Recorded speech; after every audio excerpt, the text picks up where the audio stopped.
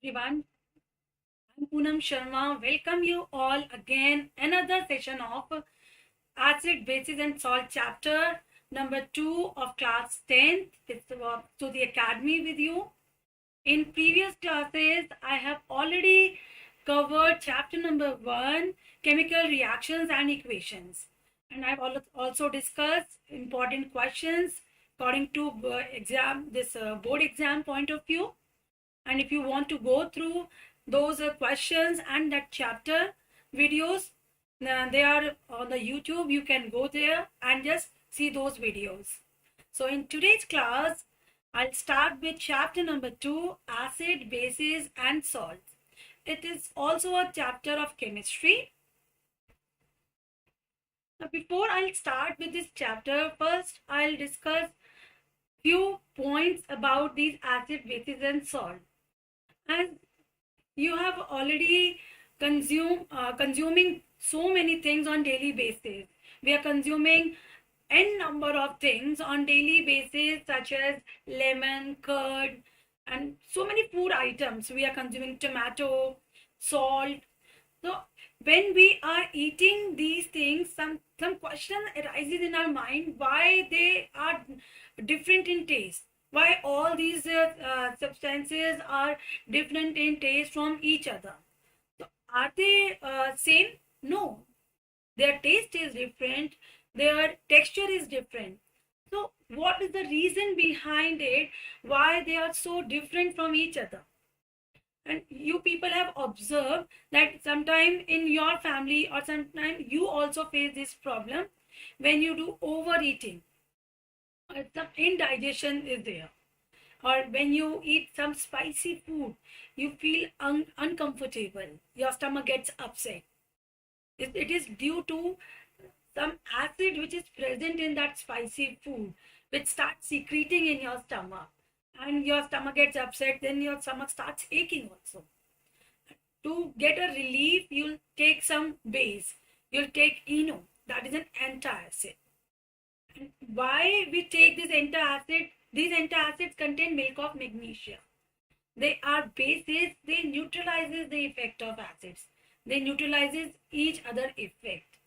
So that's why we are taking these bases, because they neutralizes the effect of acids, which causes indigestion or stomach upset due to overeating or after eating spicy food.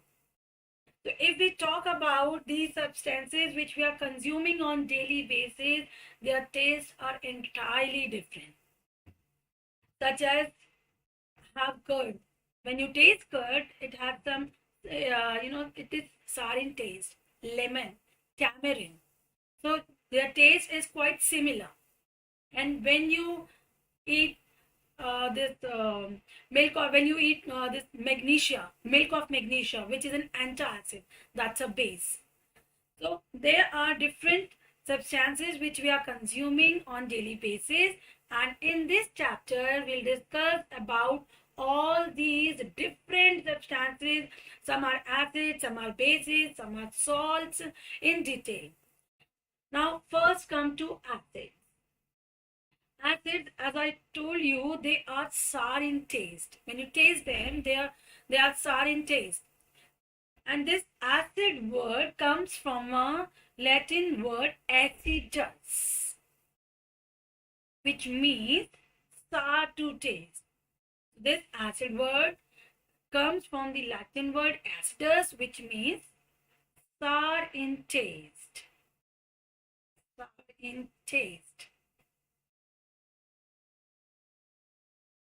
There are some properties of acids which are common.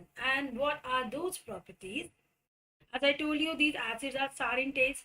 You can take an example of tamarind, the tomato, curd, lemon. They all are sour in taste.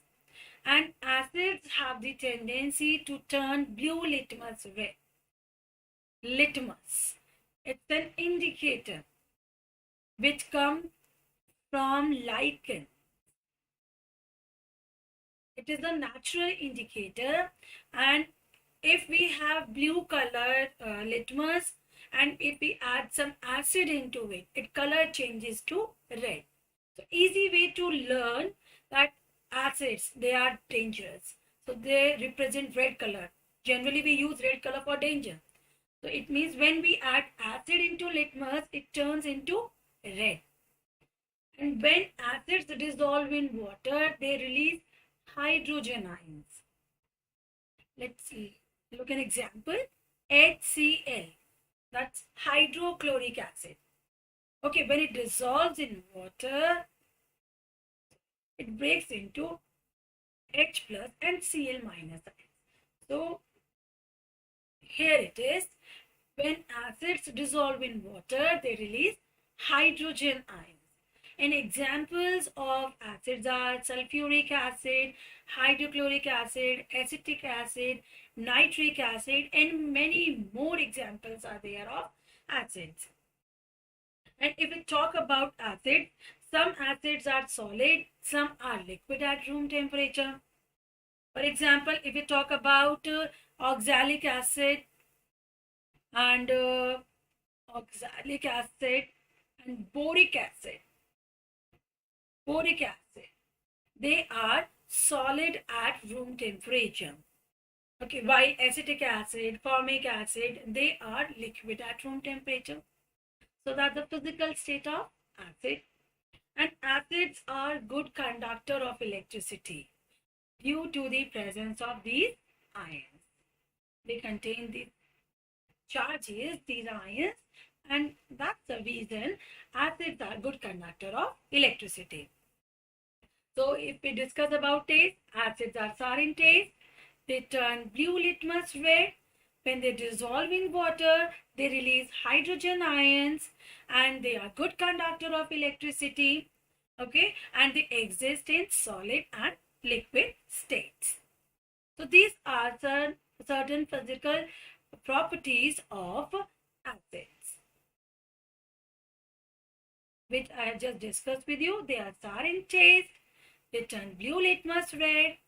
Acid solution conducts electricity and they release hydrogen ions in aqueous solution. So aqueous solution is that solution, the substance which dissolves in water is known as aqueous solution. Okay, and these acids are corrosive in nature. So one more property is there.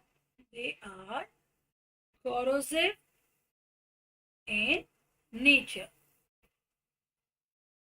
So these are the properties of acids. So when we use acids, they produce a burning sensation. So that's why they are quite very dangerous. And if they fall on skin or any cloth, that cloth or skin will get burned. So they are highly corrosive in nature. Then due to the more reactive nature of acids, we cannot store acidic food materials in some metallic containers. For example, if we talk about curd contains acid, that is lactic acid is present into it. And if we keep this curd into metallic container, it can easily react with it and form poisonous substance. So that's the reason why we do not store curd in any metallic container. Then after this, aluminium, when these aluminium containers, if we use aluminium containers for storing these acids, they can easily react with it. So that's why we use aluminium containers for cooking the food material. Okay, then after that, all the acids can be transported in glass containers only, because acids have the tendency to react very reactly with any other substance. So to avoid that reaction, we always transport acids in a glass container, because it will not react with glass except HF, that is hydrogen fluoride. So these are the properties of acids, and as I told you, we do not store them into any metallic containers because they react with it and they form a poisonous substance which is not good for our health. Then we classify acids on the basis of their origin, on the basis of their composition, and on the basis of their concentration. So we'll study about these types of acids in detail one by one.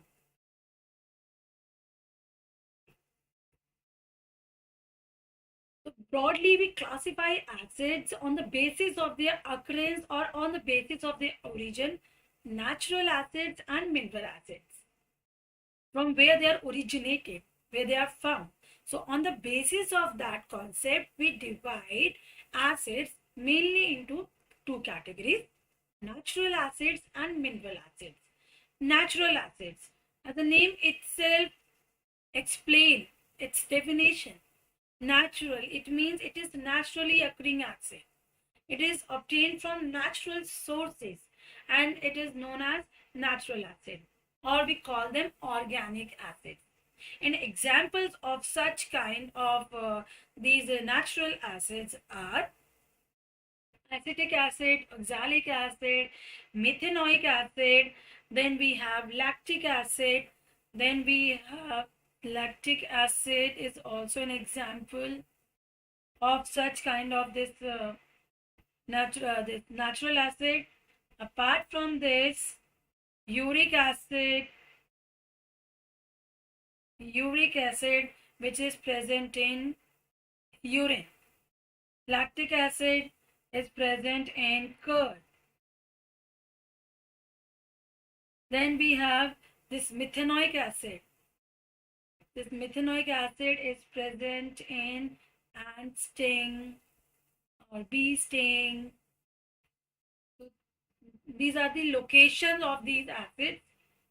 And then we have acetic acid, which is present in vinegar, and oxalic acid is present in tomato. Apart from this, ascorbic acid, which is vitamin C. It is present in fresh fruits and vegetables, all citrus fruits like lemon. So ascorbic, and it's good for skin also, this vitamin C. Then we have folic acid, just right here. Folic acid, it is present in green leafy vegetables.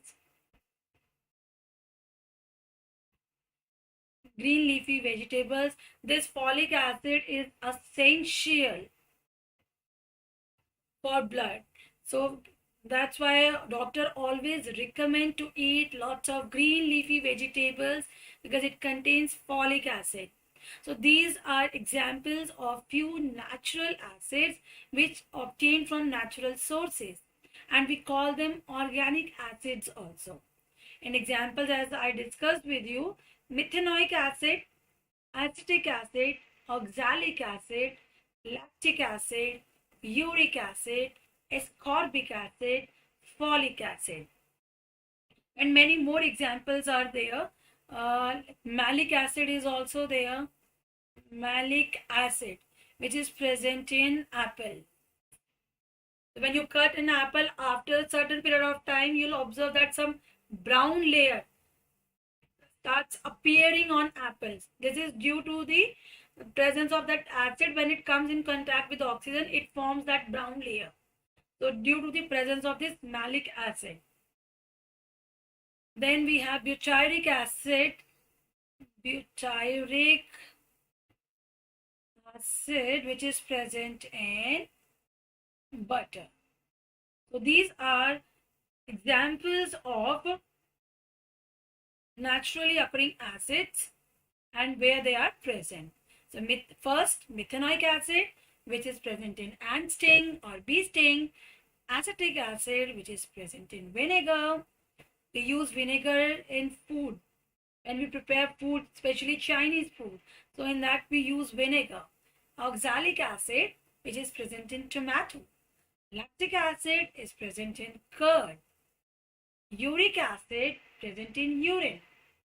ascorbic acid, which is also known as vitamin C. It is present in fresh fruits and vegetables.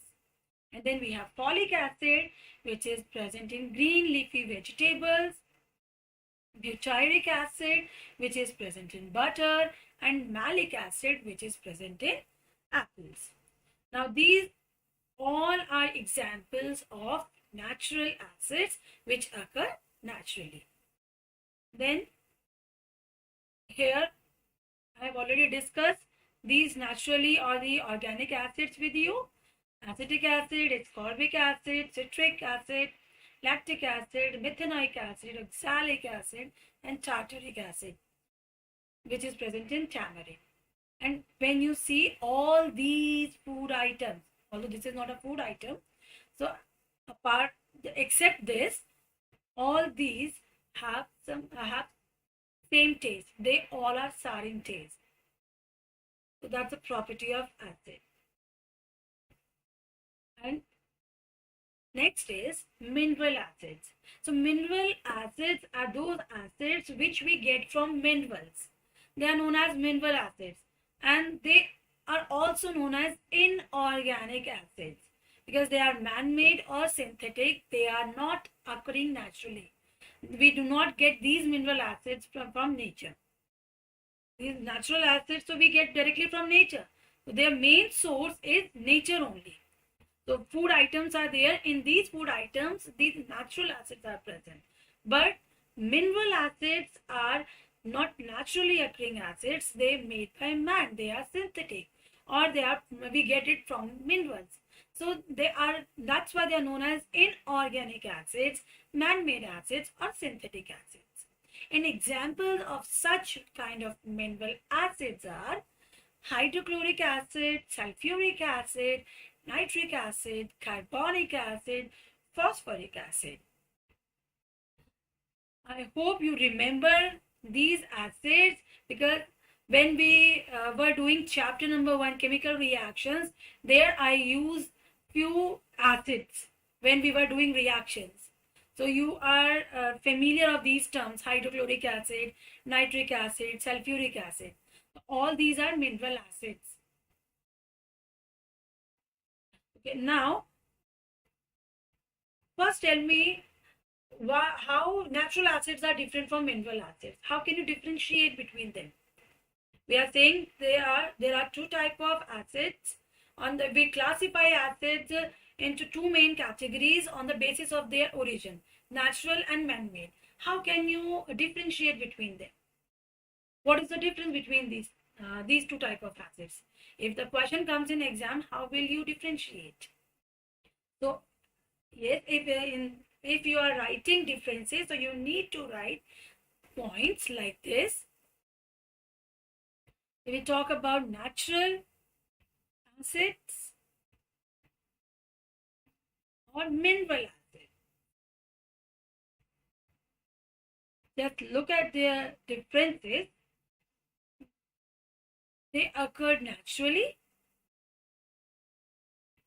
They found in minerals or man-made. They are man-made. Okay. They found in food items and they found in minerals. In examples of such kind of natural acids are oxalic acid, acetic acid. An example of mineral acids are hydrochloric acid, sulfuric acid, and another point of difference is natural acids are also known as organic acids. Organic acids, and they are known as inorganic acids. Okay. So these are the differences between natural and mineral acids. I hope till here it's clear to you. So how natural acids are different from mineral acids and what properties do they have. Then next is on the basis of their strength. How can we segregate or how can we classify acids on the basis of their strength? On the basis of their strength means whether they are completely ionized in water and produces ions or not. So on the basis of their strength, we classify acids into two categories. These are strong acids and weak acids. If we talk about strong acids, when we dissolve in water, when these acids mix up with water, they completely ionize in water and produces H plus ions, or we call them hydrogen ions. It means they completely ionized. Completely ionized here means they are completely dissolved in water and they produce hydrogen ions. So these type of acids are known as strong acids. Examples of such kind of strong acids are hydrochloric acid, sulfuric acid, and nitric acid. And this is their formula. Hydrochloric acid is represented by HCl, sulfuric acid is represented by H2SO4, and nitric acid is represented by HNO3. Students, always remember these formulas. They are very important. You need to learn these formulas. And when you do practice, then only you'll be able to learn it. More practice you'll do, more you can learn. Okay. So now second are weak acids. When we mix these acids into water, they partially ionized. Partially means not completely. Only some part of that acid is ionized in water, and as a result, they produces very small amount of hydrogen ions, and they are known as weak acids. An example of such kind of weak acids are acetic acid and carbonic acid. Formic acid is also example. We have formic acid also. And the formula of acetic acid is CH3COOH. Learn these formulas. Carbonic acid formula is H2CO3 and formic acid formula is HCOOH. This is the formula of formic acid. So when we mix these acids into water, some of the acids completely ionize and we call them strong acids. And if they are partially ionized, then we call them weak acids. And examples I have already discussed with you. These are the examples. Now, when a concentrated solution of acid is diluted by mixing water, then the concentration of hydrogen ions or hydronium ions per unit volume decreases. What does it mean? See, when a concentrated solution of acid, concentrated solution here means it contains more amount of acid and less water.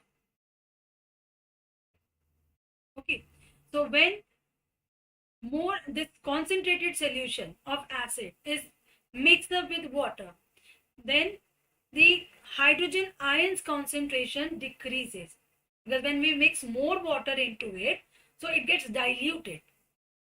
So the hydrogen ions which are present in this acid, it decreases.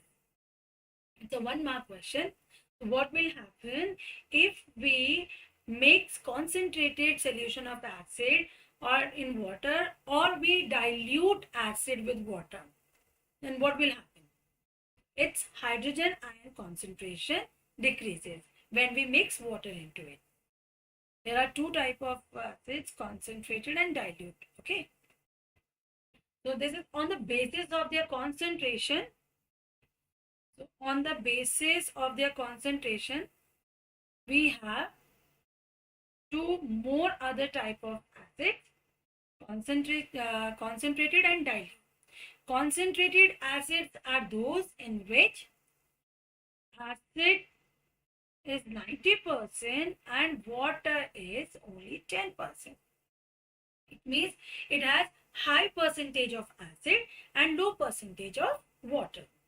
And while in dilute acids, they have more concentration of water and less concentration of acid. Okay. So we can convert concentrated into dilute one. Okay, tell me, how can we convert dilute concentrated acid into dilute one? Any idea? Just now I have explained this point to you. When we add water into concentrated acid solution, then what will be the result? Yes, its hydrogen ion concentration decreases. So we can easily convert concentrated into dilute by adding more water into it. Okay, so there are two types, concentrated and dilute. Concentrated acids are those which contain maximum percentage or high percentage of acid and low percentage of water. And in dilute, it contains more percentage of water and less percentage of water. Sorry, less percentage of acid. And this classification is based on their concentration. We have classified acid on the basis of three categories. First is on the basis of their occurrence, which I have just explained to you. On the basis of their occurrence, natural acids and mineral acids. And second, on the basis of their strength. So we have strong acids and weak acids. And the third one is on the basis of their concentration, we have concentrated and dilute acid. So these are the different type of acids and we classify them on the basis of their different properties. Now, on the basis of their hydrogen ions also we classify them. We classify acids on the basis of their presence of hydrogen ions. And they are mono, di or tri basic acids. Monobasic acids, dibasic acids and tribasic acids. Mono means 1, di means 2 and tri means 3. So here we have mono, di and tri. So acids which dissolve in water to produce only one hydrogen ion is known as monobasic acid. An example of such kind of monobasic is HCl. So it produces H plus and Cl minus. And dibasic is when they produces 2. That is H2SO4. So here it produces 2H plus and SO4 2 minus. So here basicity is 2. And tribasic is H3PO4. So when it breaks, it gives 3H plus ions and PO4 3 minus. So on the basis of their hydrogen ions, we have different type of acids, monobasic, dibasic and tribasic. So I hope till here it's clear to you.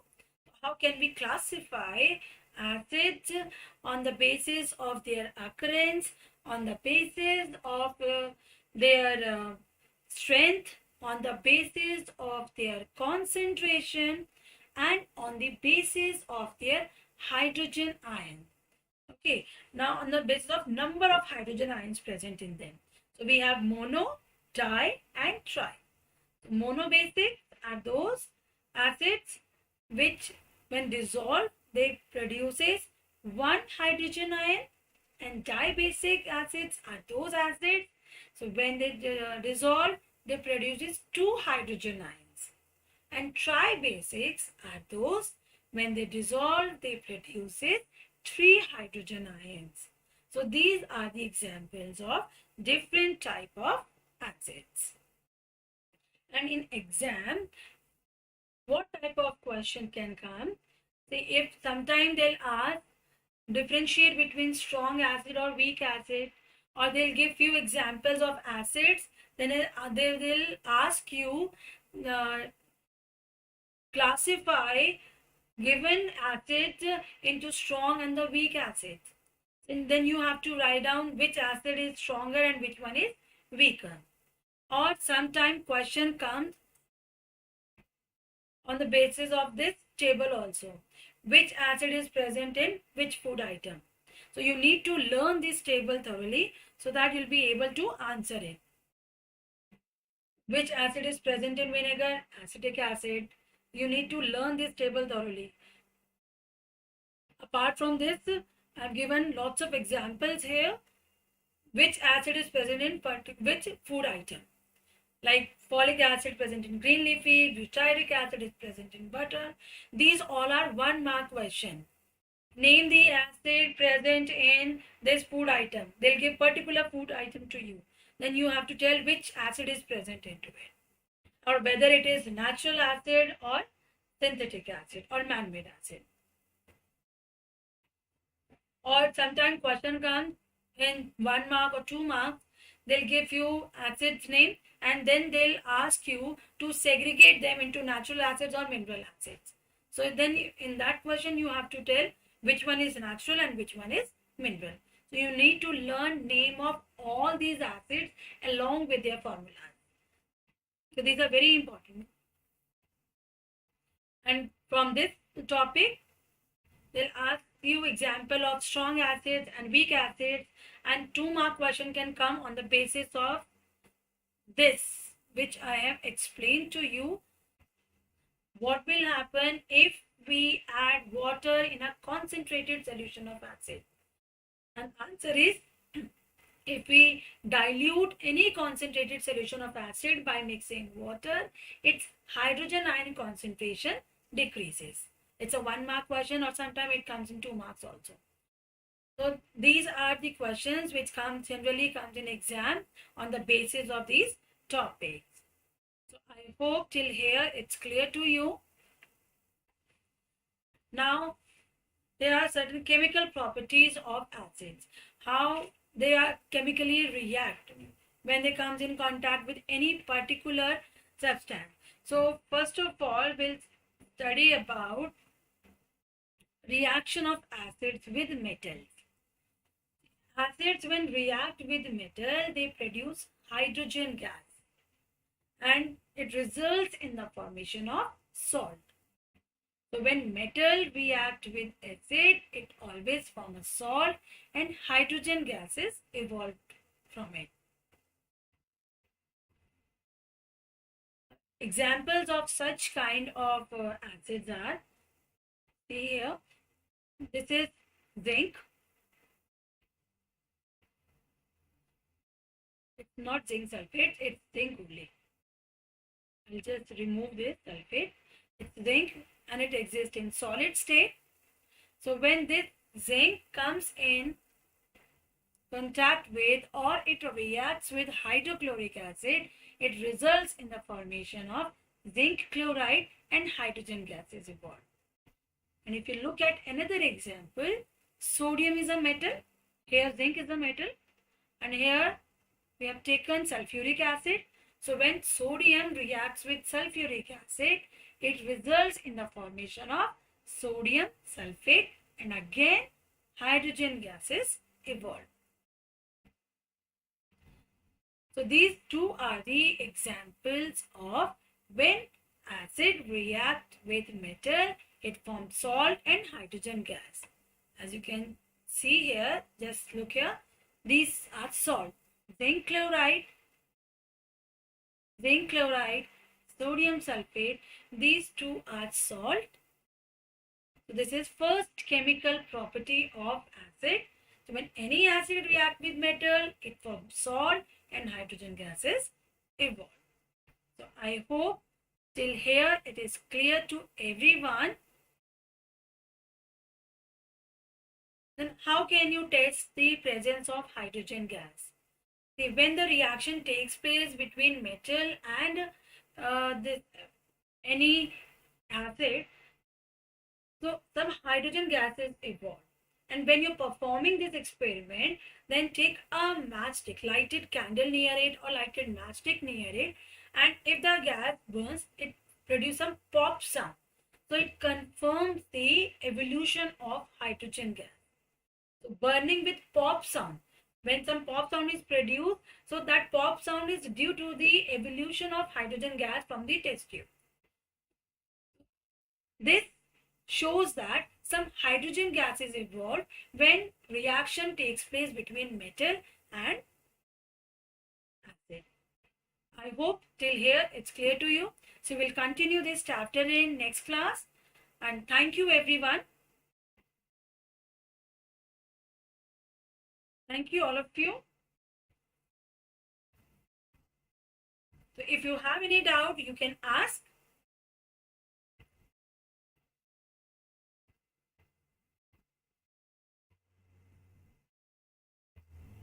So we have covered till here today acids, their types, properties,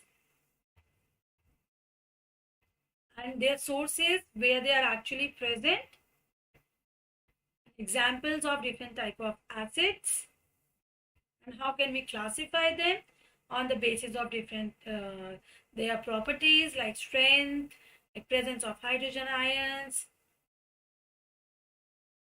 presence of their and on the basis of their occurrence.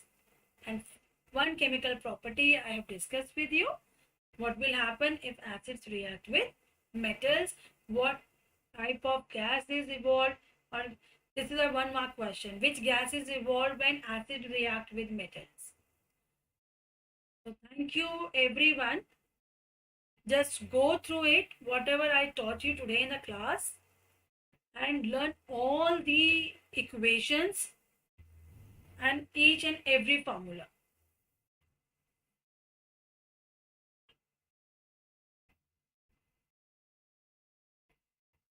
So if you have any doubt, you can ask. And how can we detect the presence of hydrogen gas?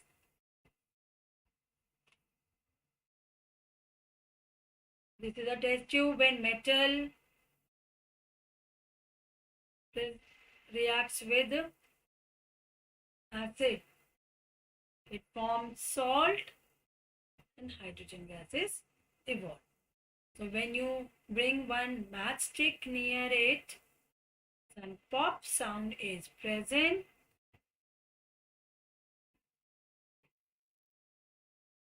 We'll observe some pop sound. And this pop sound is, this pop sound shows that there is an evolution of hydrogen gas. It's a 2 mark question. How can you detect the presence of hydrogen gas?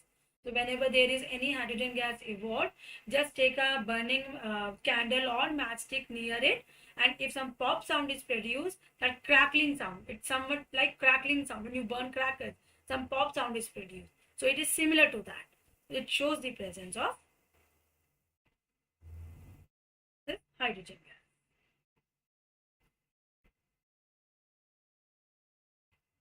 It's a 2 mark question.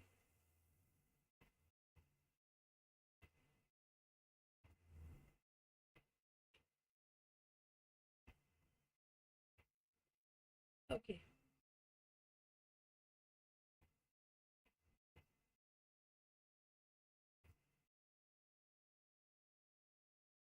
Now, till here, if you have doubt, please write that I'll take your doubt.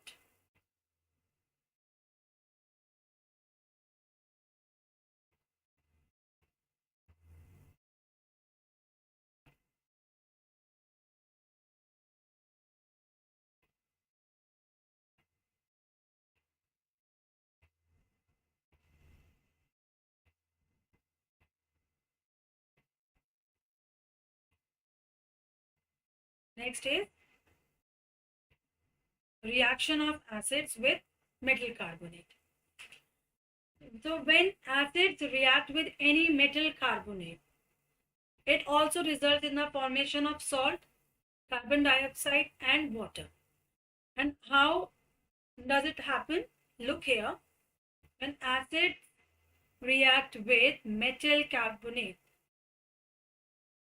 salt is produced, carbon dioxide gas is produced and water is produced. Okay.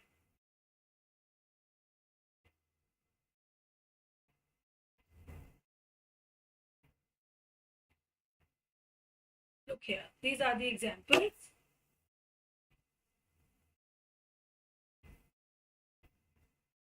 First is when sodium carbonate. Here this is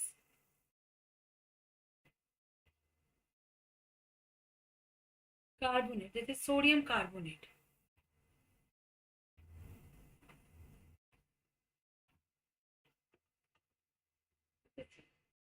This is CO3.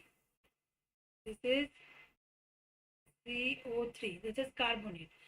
Sodium carbonate, when reacts with hydrochloric acid, it forms sodium chloride.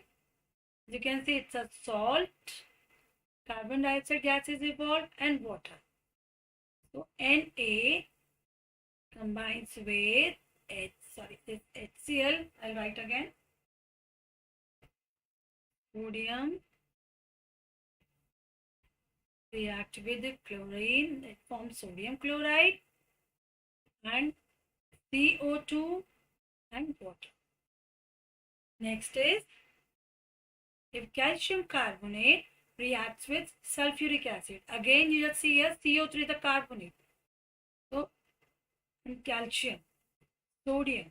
Okay. So when this reacts with sulfuric acid, it results in the formation of calcium sulfate, which is again a salt. And as you can see here, carbon dioxide gas is evolved